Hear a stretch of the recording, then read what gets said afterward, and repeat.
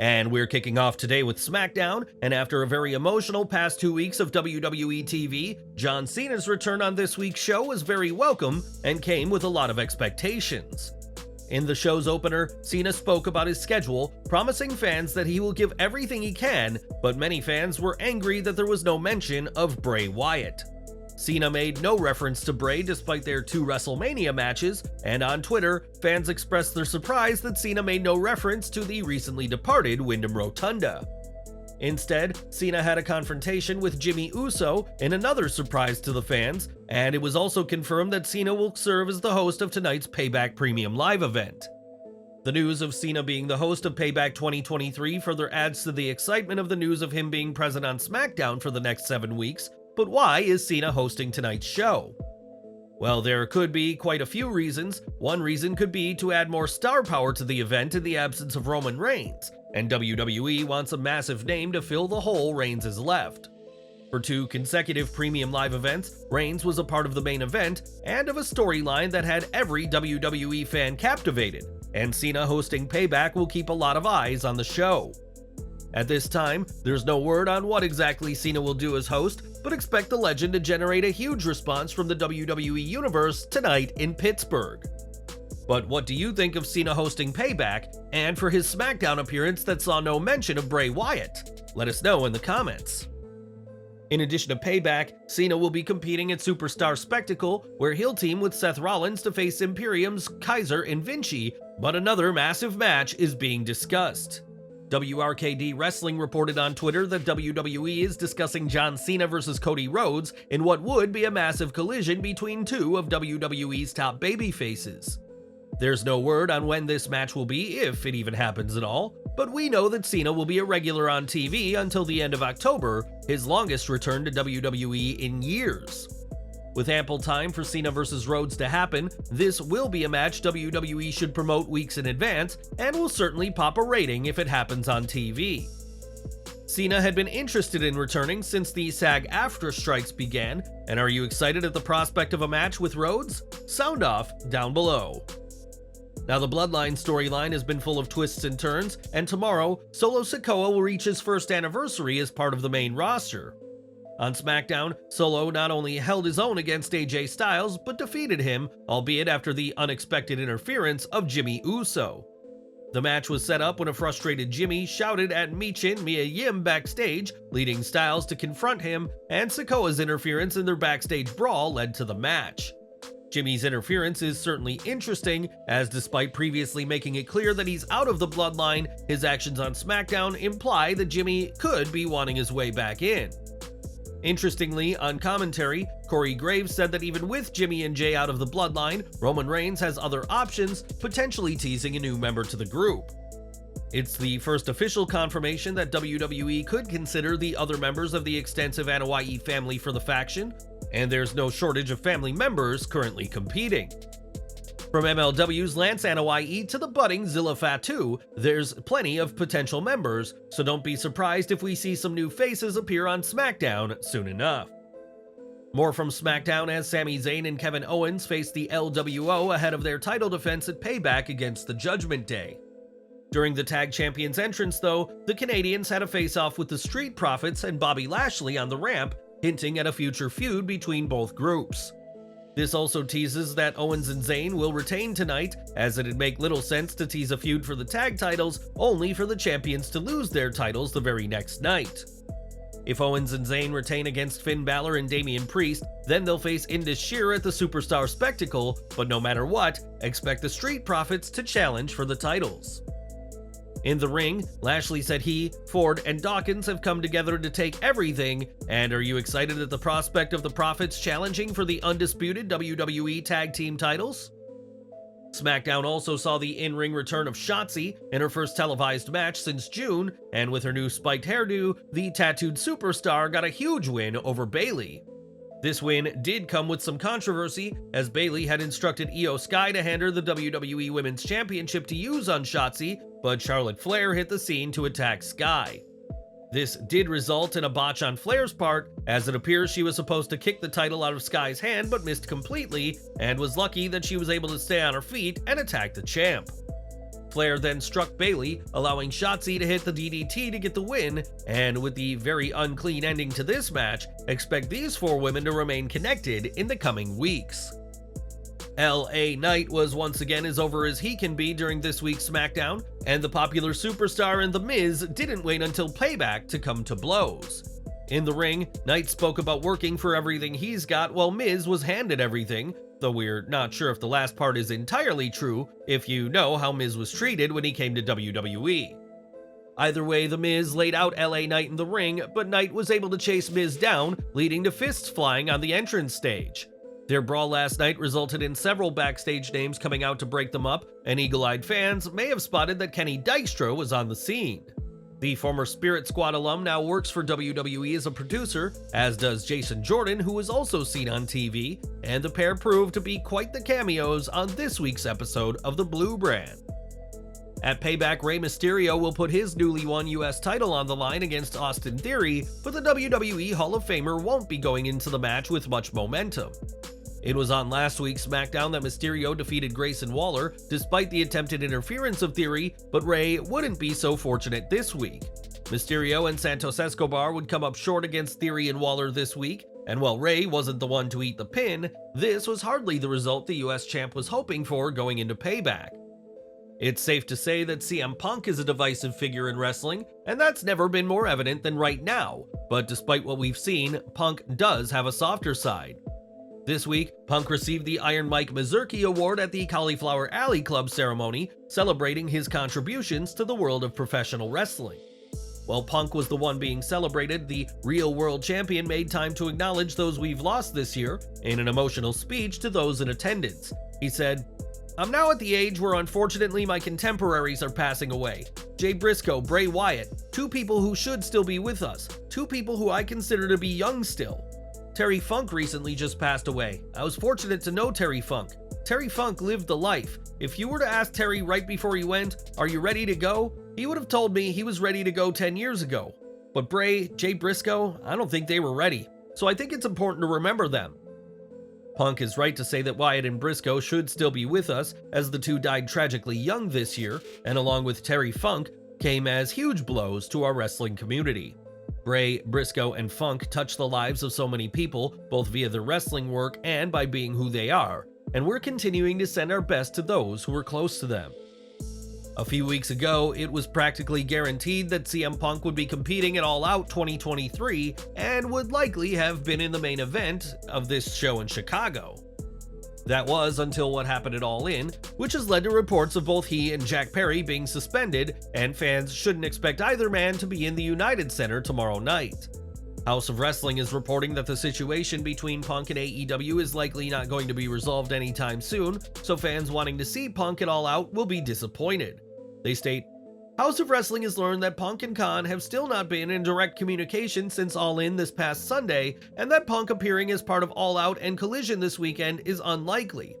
It's always possible that something will happen in the next 48 hours, but it does not feel like fans should get their hopes up in regards to the real AEW World Champion popping up at the United Center." AEW had initially planned for CM Punk vs Ricky Starks at All Out, likely for the real World Championship, but instead, Starks will be calling out Ricky Steamboat for a match instead. As for when CM Punk will return to TV, if ever, that will have to wait, but with Tony Khan hoping to have more information by All Out, we should have a clearer picture on his future soon enough. So much has already been said about the altercation between Punk and Perry, which stemmed from a comment made during Perry's match with Hook, but we've now learned more about what went down. The Wrestling Observer newsletter reports that according to a neutral source who isn't a wrestler, Punk did indeed confront Perry, going nose to nose with him and asking if he had a problem. Perry then said his comment during All Out was just him trying to get heat as a heel, and that it was Punk who initiated contact, shoving the former Jungle Boy hard. Perry then got in Punk's face, and the source added that Punk sucker punched Perry and then went for a choke, which people immediately tried to break up. Tony Khan was reportedly yelling at Punk to let him go, which Punk wouldn't do, and after a verbal altercation with Khan, would eventually agree to go out for his match. AEW's production team and announcers were asked to stall at first, as immediately after what happened, they didn't know if CM Punk vs Samoa Joe was even going to happen. If this report is accurate and Punk did indeed punch Perry, then that could hinder his chances of a return, and could even result in Punk facing an assault charge. After all, it was the physical attacks during last year's all-out backstage fight that resulted in police being involved, and a third party being brought in to investigate the matter. It's worth mentioning that this is one perspective of what happened, and other people may have different versions, but don't expect this controversy to go away anytime soon. So what should Tony Khan do with CM Punk? Well, it's a difficult spot that the AEW president once again finds himself in the middle of. On one hand, Punk has been a catalyst for issues backstage, and this latest drama has done him no favors. But on the other hand, Punk is a top star and often pulls in the company's highest ratings. Speaking on his Strictly Business podcast, Eric Bischoff shared his 2 cents and first questioned how this matter can be under investigation given that Khan was in the room when it happened. Bischoff said it's now time for a leader to lead and encouraged Khan to be more forthcoming and even tell AEW fans attending shows why Punk won't be appearing on their shows. The WWE Hall of Famer admitted that this will be painful for Khan and that this wound will hurt, but argued that people will respect Khan more if he's open about what happened. Bischoff even said that while the initial response would be hostile, as fans will have paid to see Punk, but that fans will come to respect Khan for having a backbone, calling it Tony's babyface turn. Addressing a backlash on social media, Bischoff said that online is a hate fest where some will hate Khan for his public shaming of Punk, but many more would respect Khan for having a backbone. Ultimately, Bischoff felt that Khan speaking about the matter holds Punk accountable and ultimately said that it should be Punk and Perry, not Khan, who have to pay the price. The Wrestling Observer newsletter noted that this situation was so serious backstage that Tony Khan actually made a change to the show's lineup that was nearly implemented. When Punk seemed so angry that he wasn't going to go out to wrestle, the call was instead made for the match between the Young Bucks and FTR to happen first on the main card instead. Fortunately for everyone, Samoa Joe was able to talk Punk down from the proverbial cliff, as Punk had threatened to quit, and the two had their match, which went on first at All In. Many saw Joe as stepping up as a real locker room leader with how he conducted himself backstage, and without him, there's a very real chance Punk wouldn't have even competed as advertised. So far, Tony Khan has stuck with his old reliable "I can't comment at this time," but do you think Khan should be more open about what happened at All In last weekend? Let us know in the comments. While plenty has been said about CM Punk, it's worth remembering that it takes two to tango, or in this case, fight backstage, and Jack Perry has also been suspended from AEW. It's been reported that Perry is likely to take much of the blame, as the consensus is that his comment during his match instigated things, but this matter could have been much worse. That's according to Bully Ray, who during an appearance on Busted Open Radio said that Perry would have received far worse than a shove, sucker punch, and chokehold back in the day. He said, "Jungle Boy's an arrogant young boy who doesn't understand this industry. He doesn't know better. He's a young, brash kid who doesn't know better, and I'm sure the dirt sheets are going to have a field day with this one, but he needs to be sat down by a veteran like a Taz, a JR, like a Billy Gunn, one of those guys, and made to understand and educate him as to why you don't say those things on camera for a multitude of reasons. He doesn't know any better. He's flexing when he shouldn't be flexing, and flexing for no reason. Back in the day, there was a way to handle young boys like Jack Perry. Some of those ways still apply, and I'm not talking about beating the shit out of them, but back in the day, that's what would have happened." Bully Ray isn't the only person with an issue with Jack Perry, with Jim Cornette even saying that if somebody should be fired because of what happened in Wembley, it should be the Jungle Boy. Perry's future, like Punk's, remains uncertain at this time, and in the end, it'll be Tony Khan who decides the fates and potential punishments of both AEW wrestlers. CM Punk has proven yet again that he can drum up controversy, and there's no shortage of fans who have grown tired of Punk's antics behind the scenes. With that said, CM Punk does remain very popular with fans, and as WrestleNomics reports, the Straight Edge Star was AEW's top merchandise seller in the most recent listings. Punk was able to best the likes of the Acclaimed, MJF, the tag team of Better Than You, Baby, and general AEW merchandise, as despite everything, Punk can still move plenty of merch. This Sunday, AEW will host All Out 2023, and Darby Allin will hope to capture the TNT Championship for the third time in his career. While Christian Cage is the literal holder of the TNT title, Luchasaurus is the champion Allin will be facing, and the risk-taking wrestler will be walking into Chicago at less than 100%. Speaking with CBS Chicago to promote the show, Allin revealed that he messed up his spine at All In, where he and Sting won their tag team coffin match against Cage and Swerve Strickland. Allin named the spot that did the most damage, saying it was when he jumped off the top rope and landed on the metal coffin on his lower spine that has really messed up his back, and showed no sign of backing out of this weekend's title match with the huge dude, Luchasaurus. With Christian at ringside, Luchasaurus will surely be targeting the lower back of Allin on Sunday, as All Out could be a long, painful night at the office for the skateboarding wrestler. With CM Punk suspended for the time being, Tony Khan could certainly do with a big name to fill his spot, and we can't think of any names bigger in AEW than Bryan Danielson.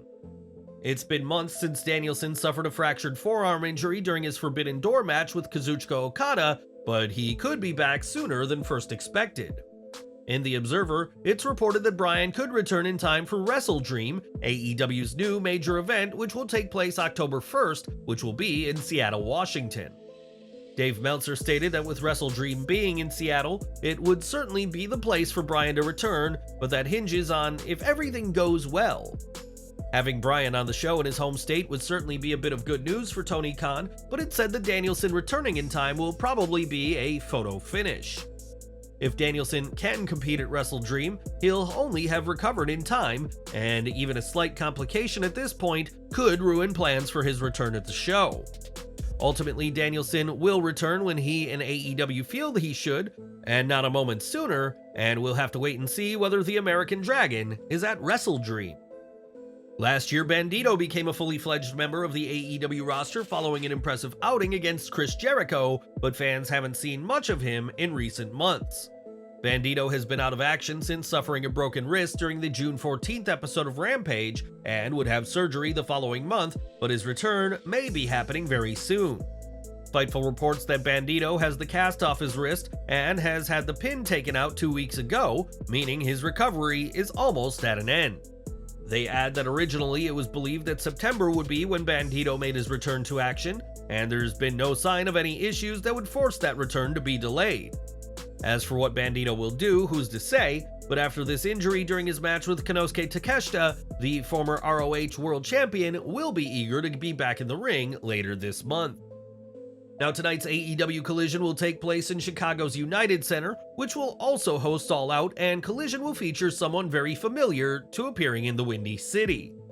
It's been confirmed that Dennis Rodman will be making his AEW debut tonight on Collision, and the Chicago Bulls alum is no stranger to wrestling. It'll be interesting to see what the Worm does on the show.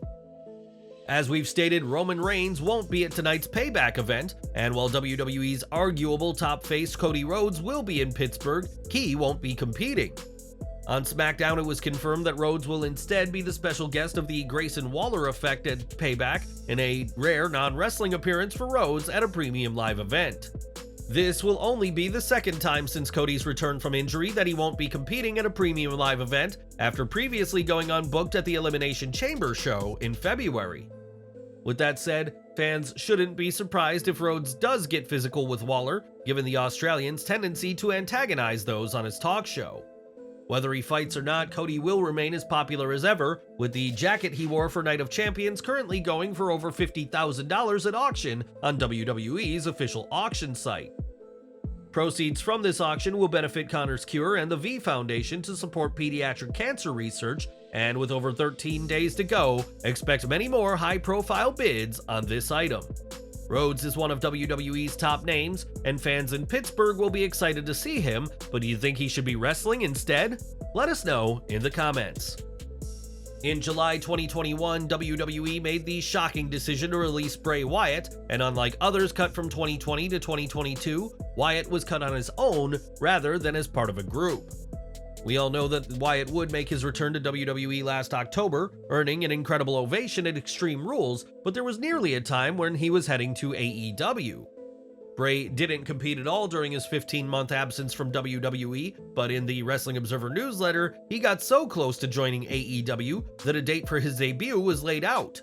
The report states, "He never wrestled for the next year, even with great demand for him from other companies. At one point, TNT was told of a date for him to debut in AEW, but it fell through, believed to be money related. Impact was also interested, as was AAA and Japanese groups. He did nothing and then pushed the idea of him returning using the name Wyndham 6. He pushed the name in social media, but before ever using it, he went back to the old character, signifying a return to WWE upcoming.